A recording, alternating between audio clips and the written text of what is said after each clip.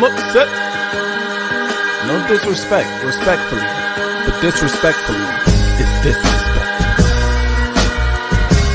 Don't be disrespectful. Those vile, disgusting Spartans. Poor little girl, them. And I'ma tell them why I'm mad. That vile, disgusting cesspool in Columbus. The other state, and of course, as always, I'm upset. Maize and Blue Nation, it's Tom Brady. I co-founded Autograph with one mission in mind: change the fan experience for the better. That's why I'm excited to announce the release of a new app that recognizes the biggest Michigan fans. The Autograph Fandom app gives you access to the best Michigan content, fan challenges, and exclusive rewards for diehard Wolverines, all for doing the things you already do, like listening to this podcast. Head over to the Apple App Store and search for Autograph Rewarding Fans and download today. Good evening, good people. It is I, the Maize Madman. We are here for my official preview of Michigan versus Arkansas State. Thank you all for joining me. We got 8 people. We need 8 likes. Let's get that out the way. First and foremost, though, we got to start here. RIP to a Michigan legend, Mr. Greg Harden. For those who don't know, probably seen him on the sidelines for all the, as long as you've been watching football. For a lot of you, for Michigan games anyway, played a key role in the lives of so many former Michigan football and basketball players, as well as others. Wrote books. Very accomplished man who passed away at the age of 75 after going to the hospital for some sort of medical procedure. We just want to wish he and his family, or give his family, our thoughts and prayers at this time. Obviously, a tough loss for the entire, Michigan family, but of course, none hit harder than his own family. So definitely want to give them, show them some respect. They released a statement asking for, that much. So here on this channel, we're just gonna pay a little respect. That is him, Mr. Greg Harding, there that you see in the window, but rest in peace for sure. Now let's get to what we came here for. Arkansas State 2-0. Let's start there. Their undefeated team, Michigan, is going to play Saturday at noon at the Big House. Their third straight such match at the Big House. Obviously, Michigan started the season 1-1, a shaky start against Fresno State, and then, of course, pretty comprehensive beating at the hands of Quinn Ewers, Steve Sarkisian, and the Texas Longhorns last week. We talked about that immediately after. Everybody gets it. Definitely, by the way, rest in peace to Mr. Harden. Thank you, everyone who's here. Make sure you like, share, subscribe if you haven't already.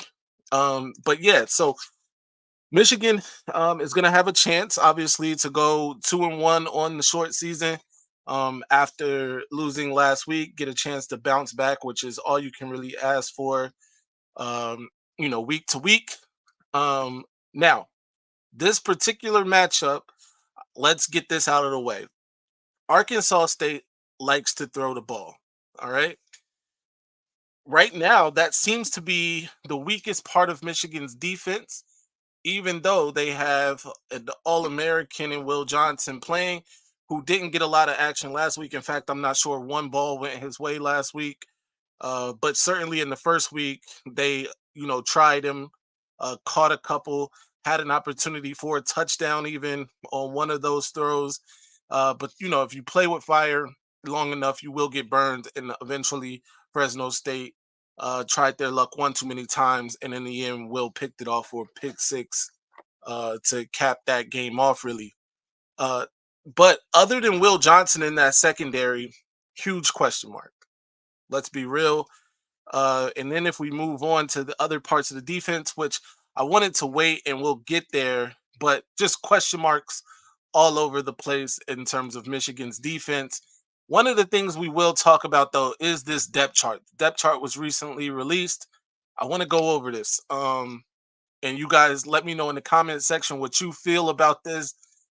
It's interesting. All right, so starting at the number one spot, the most important spot for Michigan so far this year, outside of offensive line, because offensive line play is bad too. But quarterback play, we've all said there's more to be desired there, obviously. So it looks like Davis Warren is going to get the start for this game too, whether or not, that's at least what the depth chart says. Davis Warren is QB1.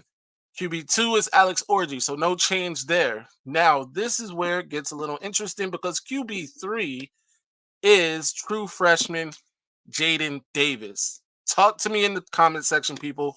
What do we think about this? Is this a sign? Do we think Jaden Davis may play? Do we think anybody other than Alex Orji and Davis Warren will get in the game at quarterback? Let's talk about it. Does the lead have to be exorbitant? Let's talk about that in the comment section. But at this moment, Jaden Davis is on the depth chart at QB3, followed by Jaden Dinical at QB4.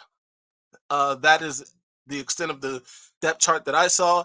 But there is talk about quarterback Jack Tuttle being healthy enough to play. Whether or not that's true or not, I don't know.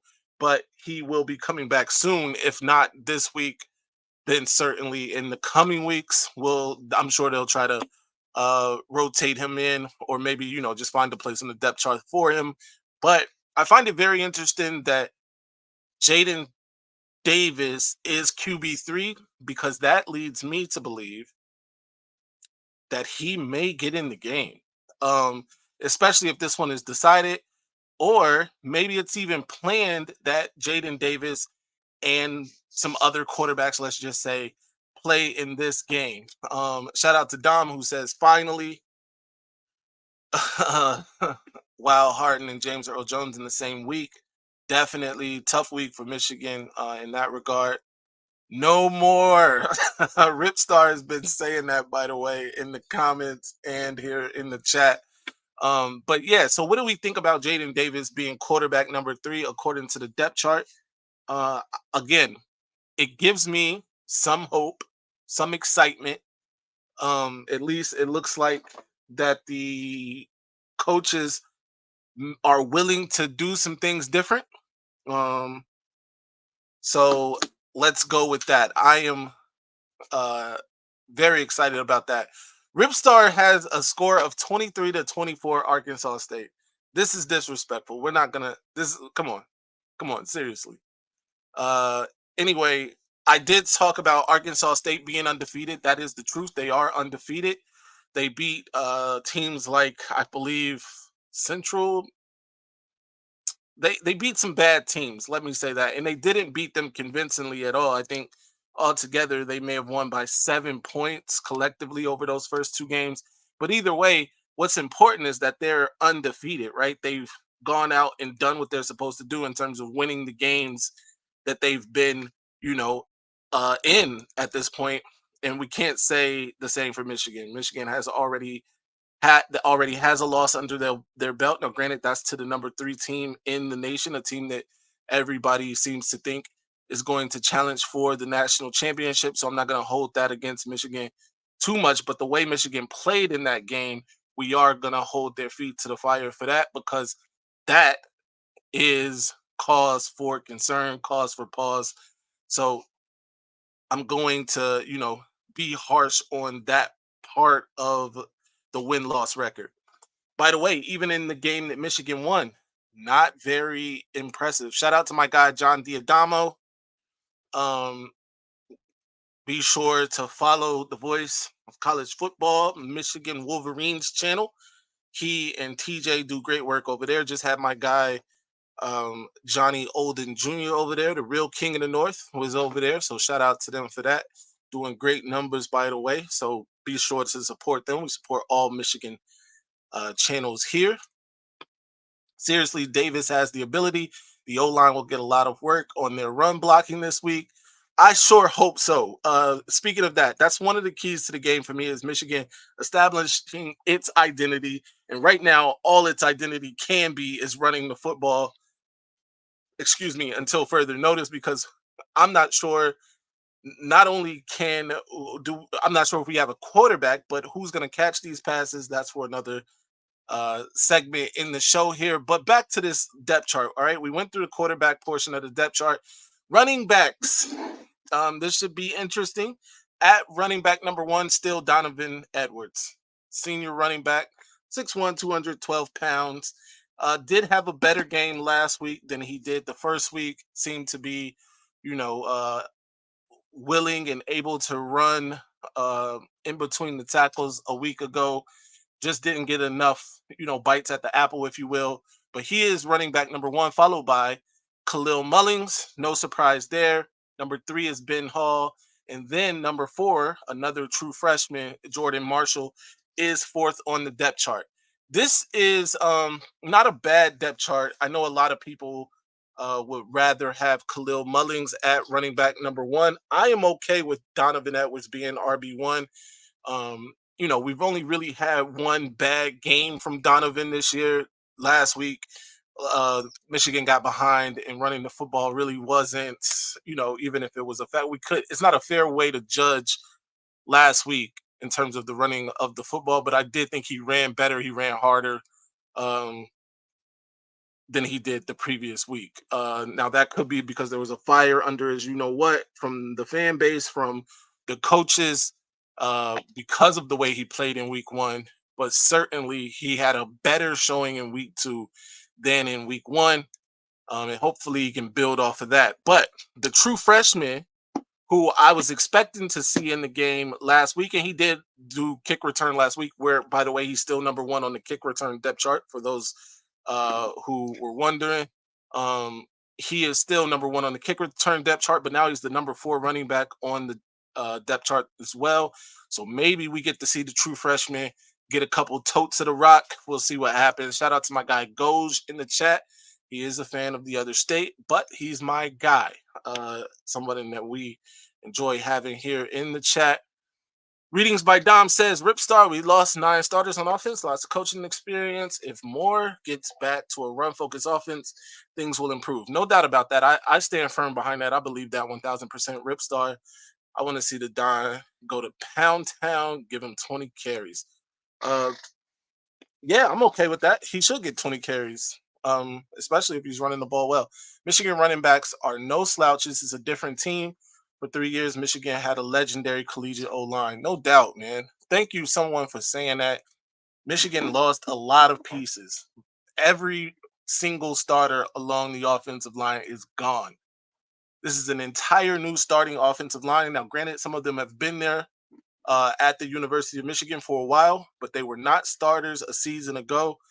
Every one of these guys is new along the offensive line, and that's one of the things that, as Michigan fans, we're not given enough credit to, or at least, when breaking down Michigan's performances so far, the offensive line is all new. The wide receiver XY slot, all new. In terms of being starters anyway. The only returning starter on Michigan's offense is Colston Loveland.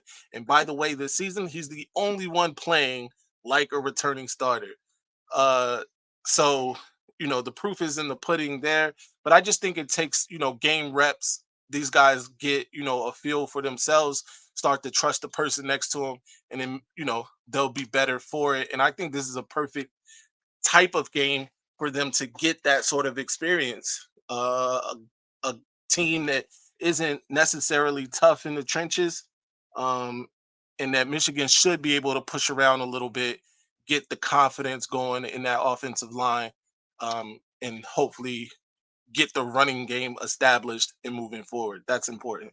My guy Mello is here. Shout out to Mello. Stop putting those Buckeyes in the chat. I'm messing with you, but yeah, shout out to Mello. John, I really don't know what Link at right tackle and Giddis at center.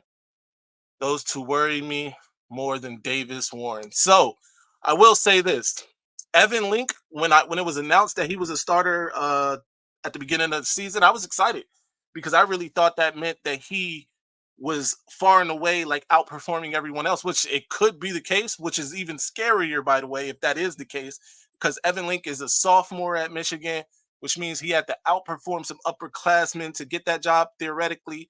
And so I was excited. Now, it could just be that because he's young, he hasn't, yet got his feet up under him, if you will, and his confidence going. So I'm gonna err on that side. I do think that eventually, like I said, in a game like this where you can build some confidence, a lot of guys should be building confidence in a game like this because theoretically, this game shouldn't be competitive for Michigan. And I don't want to give out what I think the final score is going to be just yet. But this is a game where you build that confidence because you're playing a lesser school. No disrespect, respectfully to Arkansas State, but disrespectfully, you're Arkansas State. So yeah, that's how I feel about it at this time. Back to this depth chart. We're not done talking about this depth chart just yet. So at wide receiver, the X position, Kendrick Bell. Let me repeat that. The X position. That's the number one wide receiver. Kendrick Bell is the new number one wide receiver. Let that marinate for a second, chat. Kendrick Bell was a 3-star recruit, the little brother of former Michigan wide receiver, now 49ers wide receiver, Ronnie Bell, now Kendrick Bell, who, by the way, Ronnie Bell was a 3-star receiver who also worked his way up to the X position at Michigan. Now his brother, following in those same footsteps, is Michigan's number one receiver for week 3 against Arkansas State. How do you feel about that? I know there are going to be some strong positions on this either way. Tony offers a double agent to himself, sabotaging his own dreams. That's funny. I don't like Bellamy, but a surefire downgrade wide receiver coach would be Josh Gaddis. Hard pass, no discipline, terrible route running. I agree with this. Whoever suggested Josh Gaddis be the wide receiver coach, go watch some tape. I don't know about that. Oh, is that Goj asking that? He scares nobody. Is this speaking of Kendrick Bell? I think Kendrick Bell, I will say this. Of the other two possible starting wide receivers, Samaj Morgan, Tyler Morris, I think Tyler Morris is the most explosive of those three. But I do think Kendrick Bell has the ability to be the most consistent of those three receivers. He's a little bigger than both of those guys. He could be like a possession type guys at 6'2", nearly 200 pounds. I would like to see him put on a little more muscle, but again, he's only a sophomore, so he still has room to grow. But if he could put on a little more muscle, I think he could be a decent, X receiver, if I'm being fair. He takes over, or he's followed on the X portion of the wide receiver depth chart by Peyton O'Leary. And then at number 3 at X, Amorian Walker. All right, we got to talk about Amorian Walker really quick.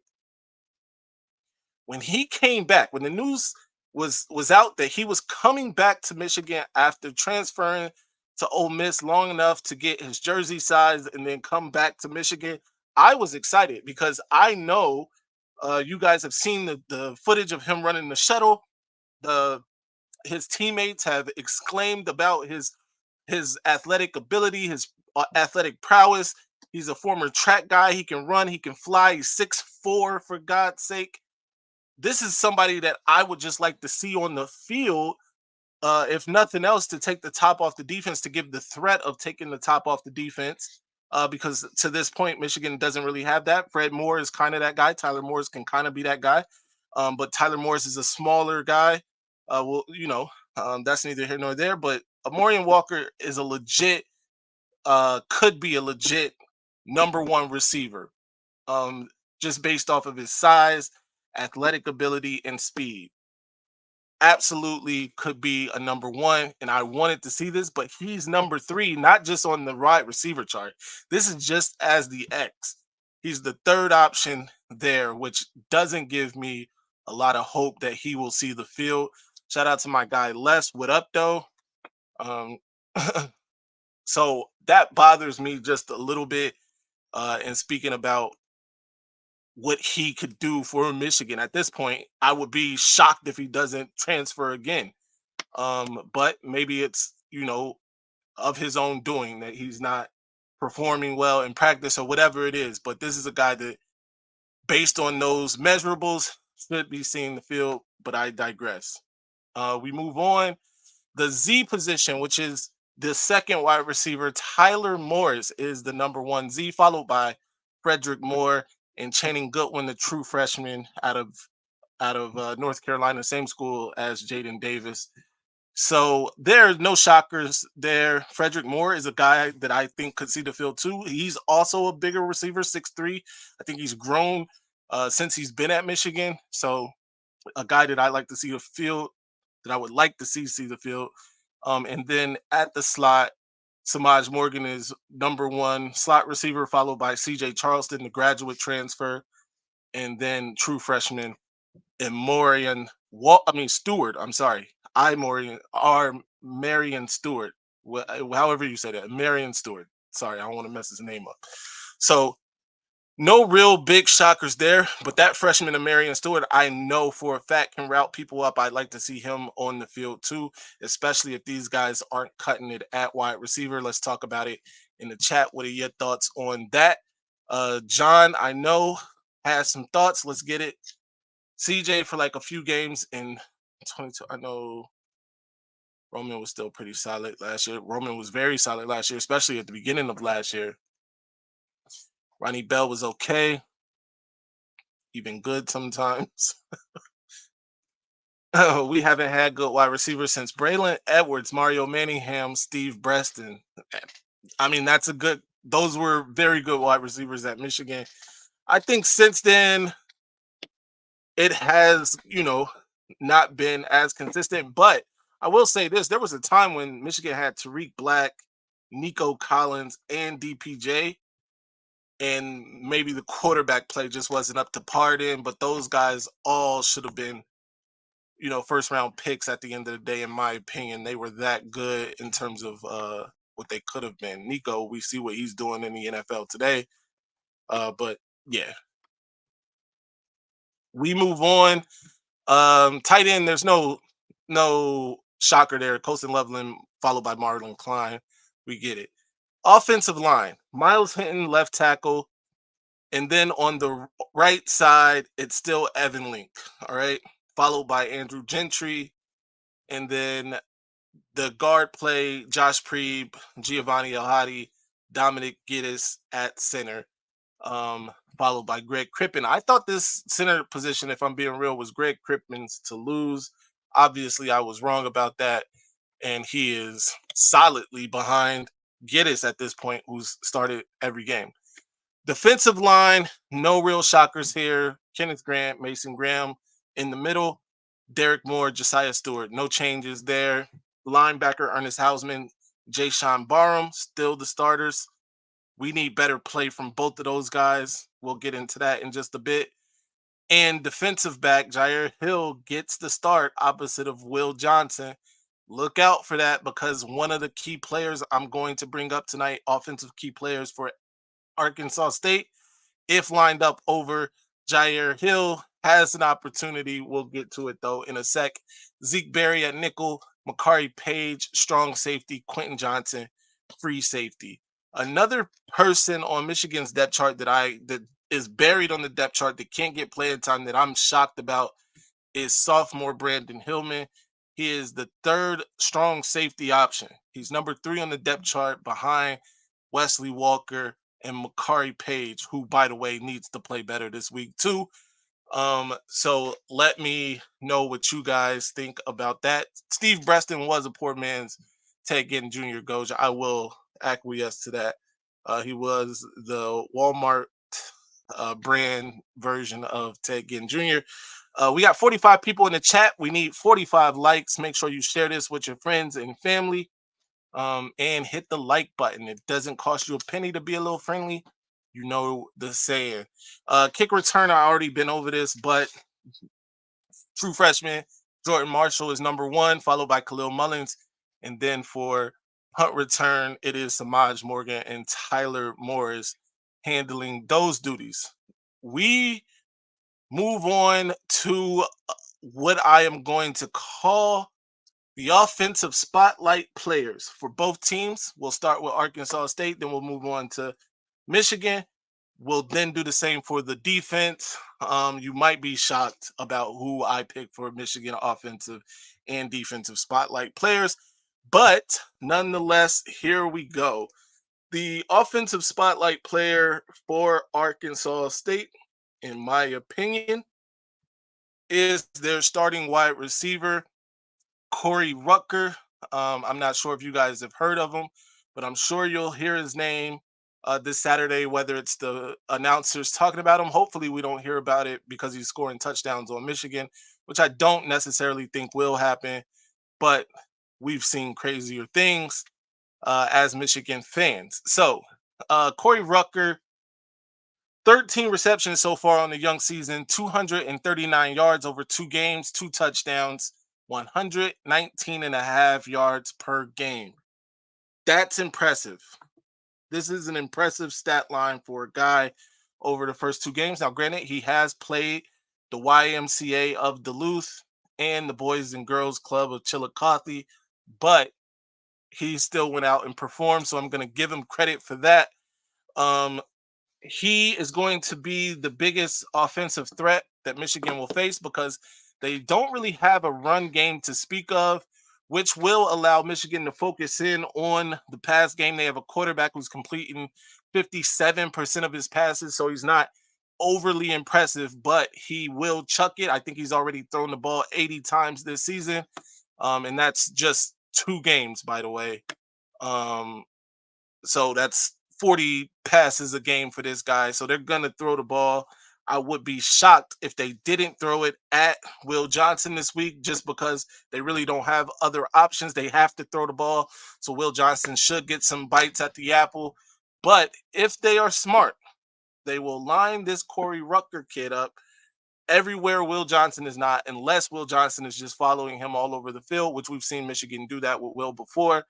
But if not, I would keep him away from Will Johnson, put him in the slot, put him at Z, wherever it is that Will is not, I would have him go there and force Michigan's other, defensive players to make plays. That's just what it is right now. I think that's going to be the game plan for everybody. If you don't have to throw at Will Johnson, why do it? And that would be my game plan until moving forward. Rucker getting 17 yards. It's Arkansas State, bro. No doubt. It is Arkansas State, but we saw what Fresno State did. Now, granted, Fresno State is a better team than Arkansas State, but they also weren't afraid to chuck it. And Arkansas State is surely going to chuck it.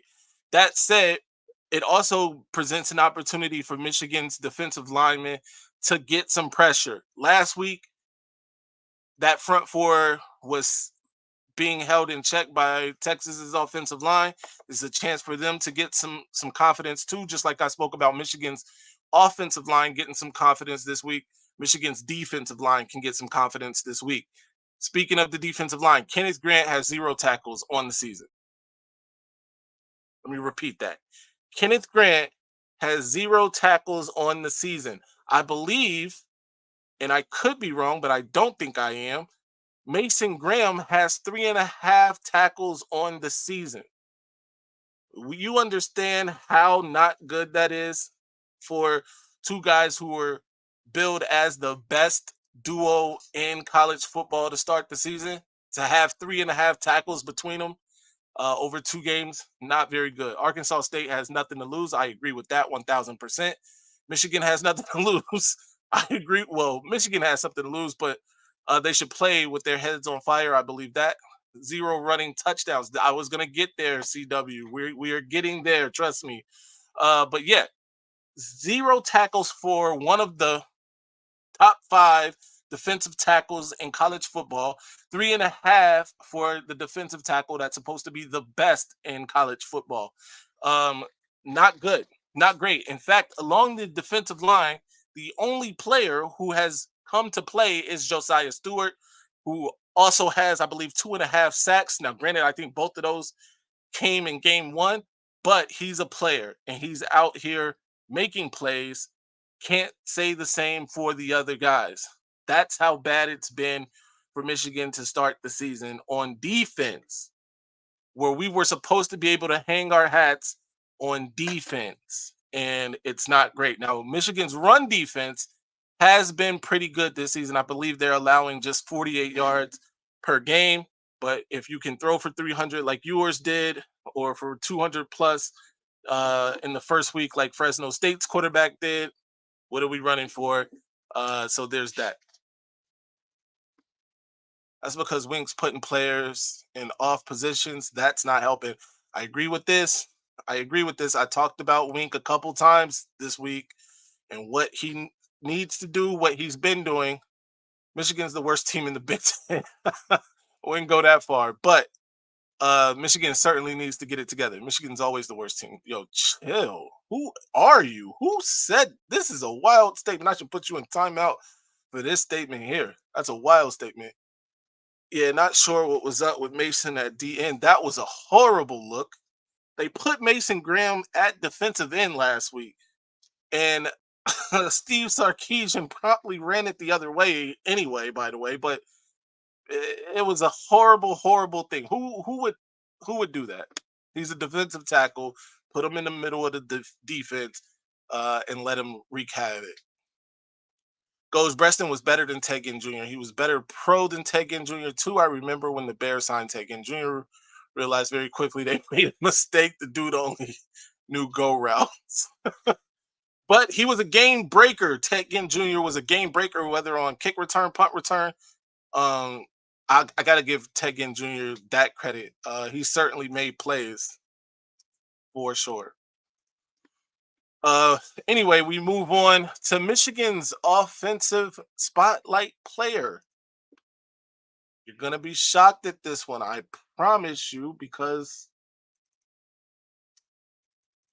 who would you say it is? Guess. I'm going to give you guys a chance right now. Guess in the chat who you think Michigan's spotlight player is. I bet you won't guess it. But anyway, here it is. Michigan spotlight player. None other than Michigan's offense. The entire offense. Where is that offense? Right now, Michigan has two Michigan receivers have 2 receiving touchdowns between them. There are 0 rushing touchdowns. The Michigan Wolverines have 0 rushing touchdowns through 2 games. This is a team over the last 3 years that was built on running the football. That was the identity. Offensive line play, good offensive line play, running the football, getting tough yards that eventually sprung bigger plays. And right now, that team has 0 rushing touchdowns. There's no way around it. That is unacceptable. You know, it's not happening. Have you watched OSU? I'm not going to get CW is here to cause confusion. Anyway, 0 rushing touchdown for Michigan is wild. That's a crazy stat 2 games into the season. It's crazy. 2 passing touchdowns, I believe, Colston Loveland. The other one might be Colston Loveland too, if I'm being honest. I got to look that one up. But 2 passing touchdowns on the young season. I'm sorry, Samaj Morgan caught the other touchdown last week. 2 passing touchdowns, 0 rushing touchdowns. Where is the offense coming from? What is Michigan's offensive identity? Does Michigan have an offensive identity? At this point, it does not look like it. We all agree on that. We have to be able to run the ball, not the least of which because we have to be able to set up play action for this quarterback or any quarterback for Michigan for that sake, right? To be able to be successful down the field. It's ugly right now. Michigan's offense is not championship caliber. Whether or not it can get there, I don't know. But right now, we are not doing a good job of establishing what Michigan was built on over the last 3 years. And that's running the football, playing defense, playing keep away from high powered offenses. That, like the offenses that Michigan will face, by the way, next week, USC comes to town. You're going to want to keep the ball away from Miller Moss um, and Lincoln Riley. Going to want to keep the ball away from those guys. And to be able to do that, you got to run the football and run the clock. A few weeks after that, Oregon comes to town. You got to be able to run the football, keep it away from those guys, play good defense. And then, of course, at the end of the season, Michigan travels to that vile, disgusting cesspool in Columbus, and they're going to want to put up a lot of points on Michigan. Trust me, Michigan's going to have to be able to run the football. We know that. I digress. Shout out to my guy, Nevada Buck, entering the chat. Les says, let me ask the chat this. Does the offensive players have any confidence in the pass game? It's a great question. I don't think the offense has a lot of confidence, period. Not just in the pass game, in the run game, in themselves, in each other. Some dudes are not technically sound.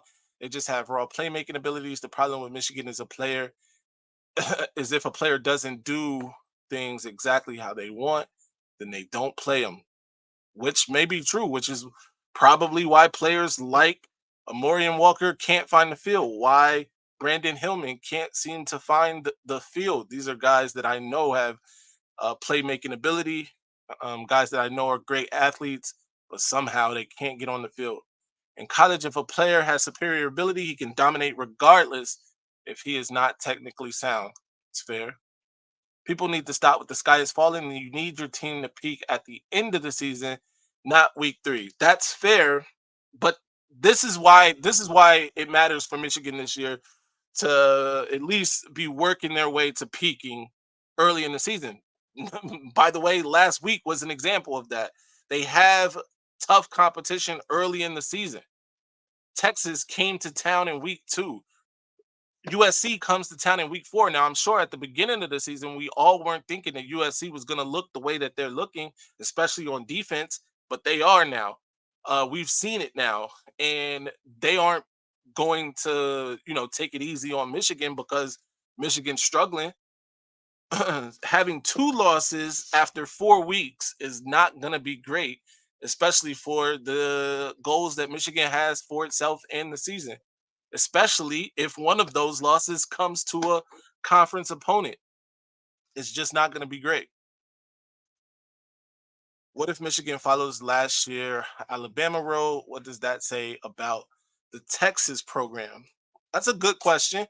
Um, if Michigan turns this around the way that Alabama did a season ago, that would be ideal. I think that's the most ideal situation. Whether or not they can is another question. And I don't think it says anything negatively about Texas. I still think Texas is good no matter what Michigan does from this point forward. I don't expect Texas to fall off a cliff next week or in the weeks to come unless something happens in terms of major injuries. So I think that loss helps Michigan. Honestly, I mean, not to say a loss helps you, but I'm just saying in the future, as the weeks wind on, if Michigan can get to Oregon with just the one loss, uh, you know, and Texas doesn't falter in between that time, although Georgia, they might face Georgia in that time. But either way, you get what I'm saying. If Texas can stay near the top or at the top of the rankings, it's only going to help Michigan.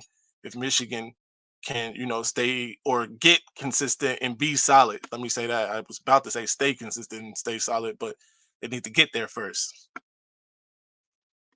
We won the Natty, go blue, time to rebuild. Facts, we did win the Natty. I'm not satisfied though, because we need to do it again. Whether or not it's this year, maybe that may be asking a lot, but certainly don't want to get fall back into a place where Michigan isn't competitive. That's the point. All right, let's get to the defensive spotlight players. And for Arkansas State,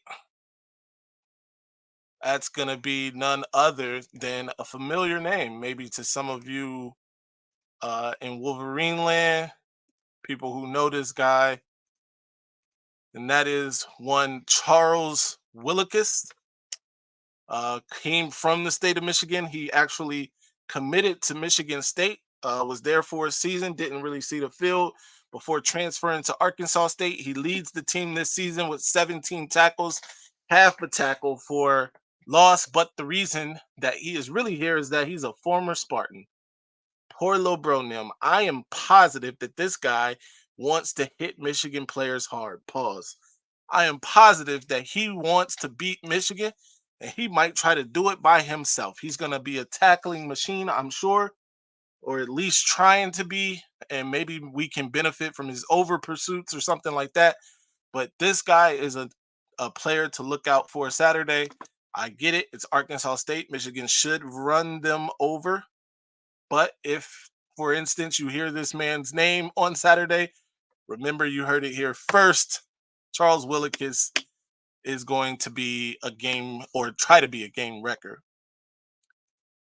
Kenny Willikis. I don't know. He could be. Yeah. And the defensive spotlight player for the Michigan Wolverines. And this is somebody that you guys are gonna know well too. In terms, I know this person very well. Is it a person or is it people? We'll find out once we get to the Michigan spotlight player on defense. And guess what that is? It's Michigan's defense. Come on. Michigan's defense has been less than stellar this season too. So it's only right that Michigan's offense and Michigan defense are the spotlight, have the spotlight on them this week. Both of those units need to play a lot better if Michigan is going to be a factor at all this season in the big. Bottom line, it's that simple. We see what our rivals are doing. The other state has loaded up. They're pounding teams into submission. Pause. Now, granted, again, I get it. They have played the YMCA of Duluth and the Boys and Girls Club of Chillicothe, but they have made them look like the YMCA of Duluth and the Boys and Girls Club of Chillicothe. Michigan played Fresno State, had them out here looking like, I don't know, a Joe Paterno-led Penn State team. Pause. I shouldn't probably be invoking the name of Joe Paterno. But that's what we just made Fresno State look like. And then we turn around the very next week and have Texas come to the big house and put a classic A whooping on the Wolverines in the freaking big house. It's unacceptable. Bottom line. Shout out to my guy Blue Wolverine for the super chat. Our kicker Zavada came from Arkansas State. That is true. And by the way, our kicker Zavada is the best player on the team so far this year, especially offensively, other than Colston Loveland. He and Colston Loveland offensive MVPs through 2 weeks of the season. I think he's 5 for 5 on the season in terms of field goals. If it weren't for him, Michigan might be in a bad place. Let me not act like they're not in a bad place, but you get it. Shout out to Blue Wolverine again for the $4.99 super chat. Zvada is very nice. He's the Darth Zvada, and he is a bright spot on this team. Joe Paterno, I know, I get it. We're we're gonna beat your team's ass as well. Don't worry. Oh man, it's Tyler. Tyler's back. Shout out to Tyler, man. I'm sure you believe that, Tyler. I'm sure you believe that. But my hope is by that time, Michigan is clicking on all cylinders and we stuff y'all back in the locker that y'all snuck out of this offseason. Blue, you my boy. Shout out to Blue. At Leonard, can't say you're wrong with it. Leonard say. I don't know what Leonard said. Here we go. Michigan should have gotten Lynn before USC. He might be right. No disrespect to Wink. I think, I'm giving Wink some time. It's week 3. He's back. He's coaching college now instead of NFL players. He's got to get that, find his rhythm there. But yeah. Uh, Anthony Lynn looks like he knows what he's doing. When you look at the film from Texas, we have major problems. They need to treat this game like it's Big Ten play. Shout out to Anthony. I agree, Anthony. Free Mike Hart. Shout out to that. Wink is not at fault. I don't know about that. Wink supporting coaches are trash. Okay. John, the NCAA said Reggie Bush did not deserve the Heisman, and independent Heisman organization took it from Reggie. Wake up. Well, that's a different time, bro. Completely different time, different era. 1,749 days since the other state has beaten Michigan.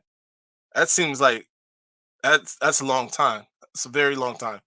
Zavada may be the second Michigan kicker taken in the first round. Might be right about that. They are all new position coaches at UM. They don't mesh. That's why I'm saying you got to give them some time. I understand that. They just need some time to get it together. He got his Heisman back, and also very different situations. Thank you, John.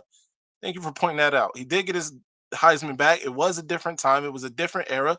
And now in this time and era, they decided to give him that trophy back. So shout out to Reggie. Those are my spotlight players. That is what I think Michigan has to do, is get back to running the football, especially running the football effectively. Now we are at that point in time where we're going to give our final score predictions in the chat. Drop those predictions. I know Ripstar said 23-24 Arkansas State, which is wild and disrespectful. Ripstar, if you give another score like that, we're putting you on timeout. Timeout for giving bogus scores. 23-24 Arkansas State is wild trash. Dom says 4.8 years, nearly 5 years of Michigan not losing to the other state. It's crazy. Crazy. I think they owe us a drive from Alex Orji unless he's injured. That's a fact. I think Alex Orji should get a quarter of football. That's my take on it. Alex Orji should get a quarter. At the very least, he should get a drive. But I also, look, Jaden Davis has made his way up to number 3 on the depth chart. Play him. It's one game. He's still going to have his red shirt. Play him. Let's see what he's got. And if he's amazing, just saying, if he's amazing, he's the starter going forward. It's just my opinion. Nevada Buck says the game is going to be 30-16. Good guys. Edjo 487, 42-10 Michigan. I can see it. I like it. Ripstar says he should get a half. I'm not mad at that either. He probably should get a half. Tell Buckeyes go buy some gold pants from the pawn shop. Davis Warren is ass, bro. It begins with O-line play. They'll be better this week. Michigan 28, Arkansas State 3. I like that, New Life.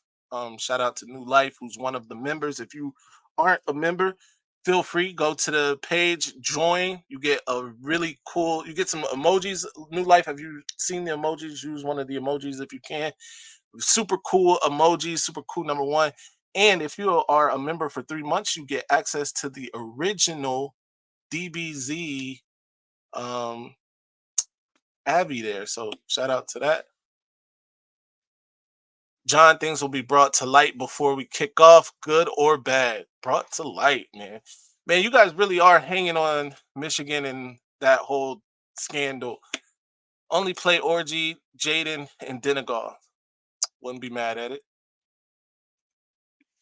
Someone's watching too much Scoop. Must be talking about CW for sure. Michigan 73, Arkansas State 3. If Orgy starts and Denegal and Jaden get a quarter each. 73-3. This offense ain't scoring 40 points at this point in the season. Taves DeCane, shout out to my guy. Unless Orgy or Tuttle get in and ball out. Want 200 rushing yards. I think that's the minimum, Dom. If Michigan doesn't get 200 rushing yards, I'm going to count this game as a failure. They need at least 200 rushing yards in this game. Michigan 28, Arkansas State 6. Shout out to my guy DK. Blue Wolverine adds every 8 minutes for anyone else. I'm sorry, I think I can change that. Maybe the ads are a little aggressive. I didn't know that. Davis Warren ain't it. I tend to agree with that. CW11 is straight trash. M should learn how to throw the forward pass. Oh no. One say the lower score. First, 23-24. Who says that? So irritating. Arkansas State 16-3. This isn't tennis. Have a good night. Be safe. You think Arkansas State's gonna win the game 16-3? Hey yo, that's wild. Pray Davis Warren doesn't tear an ACL. Put that in the air. I need to see the run game get going for sure. Yes. I'm on YouTube Premium, so I never see ads. Shout out to John. Drink CW2. Tyler, buddy. You know Tyler? CW. Of course you do. You're a Buckeye fan. CW, I have something special for you. Of course, all the Buckeye fans. Anyway, let me get to my score prediction. Before we get out of here, share this with you guys. I think Michigan wins this game. I think they win it fairly easy. I got it 38-12 for Michigan. Let me get this banner out the way so you can see that. 38-12 Michigan. That is the Triple M final score. Shout out to everyone who stopped through the chat today. Be sure to follow, like, subscribe if you haven't already. Only on mobile, not on computer, at both running ad frequency. That's interesting. I'm sorry, man. I'll change that ad frequency. I didn't know that was happening to you guys.